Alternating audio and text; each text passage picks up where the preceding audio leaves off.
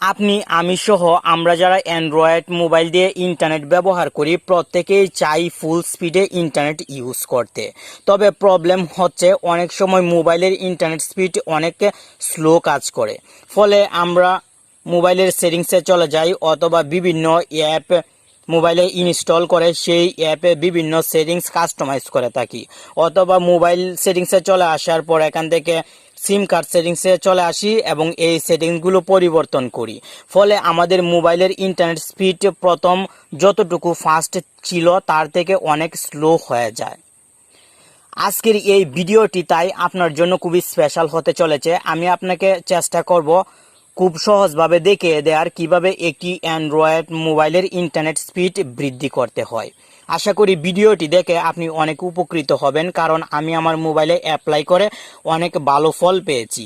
আপনাকে যদি প্র্যাকটিক্যালি দেখিয়ে দেই তাহলে আরও ক্লিয়ারভাবে বুঝতে পারবেন। এই জন্য প্লে স্টোরে চলে আসলাম এবং ফেসবুক অ্যাপটি ইনস্টল করার জন্য ক্লিক করলাম। আমার মোবাইলের ডাউনলোড স্পিড আপনি যদি লক্ষ্য করেন তাহলে এখানে ক্লিয়ারভাবে দেখতে পাবেন। হয়তো লক্ষ্য করছেন অনেক বেশি, মাঝে মাঝে কিন্তু আরও বেশি হয়ে থাকে ডাউনলোড স্পিড। আমি পুনরায় ক্যান্সেলে দিয়ে দিব, কারণ আপনাকে একটি সেটিংসের কাজ দেখাবো। প্রথমে আপনি মোবাইলের সেটিংসে চলে আসবেন এবং একটু নিচের দিকে যদি লক্ষ্য করেন তাহলে এখানে SIM cards and mobile network settings দেখতে পাবেন। আপনি এই সেটিংসে ক্লিক করবেন। আর হ্যাঁ, আপনি যদি টেকন বাংলা চ্যানেল পরিবারের কোনো একজন সদস্য না হয়ে থাকেন তাহলে সাবস্ক্রাইব করে দিয়ে পাশে থাকা বেল আইকনটি বাজিয়ে দিন, কারণ আমরাই কিন্তু এখন চেষ্টা করব আপনার জন্য প্রতিদিন নতুন নতুন বিষয়ে ভিডিও তৈরি করার। আপনি যে সিমের মাধ্যমে ইন্টারনেট ব্যবহার করেন সেই সিমটি সিলেক্ট করবেন এবং নিচের দিকে যদি লক্ষ্য করেন তাহলে এরকম তিনটি সেটিংস লক্ষ্য করবেন: access point names, prepared network type এবং মোবাইল নেটওয়ার্কস। আপনি ফার্স্ট সেটিংসে ক্লিক করবেন এবং এখান থেকে রিসেট যে সেটিংসটি আছে এই সেটিংসে ক্লিক করবেন, কারণ আমরা অনেক সময় বেশি বুদ্ধি কাটাই এবং এই সেটিংসগুলো কাস্টমাইজ করে থাকি এবং সেভ করে থাকি। আপনি যদি কাস্টমাইজ করে সেভ করেন তাহলে স্বাভাবিকভাবে মোবাইলের ইন্টারনেট স্পিড কিছুটা স্লো হয়ে যাবে, কারণ প্রত্যেকটা সিম কোম্পানির কিন্তু নিজস্ব কিছু সেটিংস আছে। সেই সেটিংসগুলো কিন্তু অটোমেটিক অ্যাপ্লাই হয় যখন আপনি সিমটি ইন্টারনেটের সাথে কানেক্ট করেন।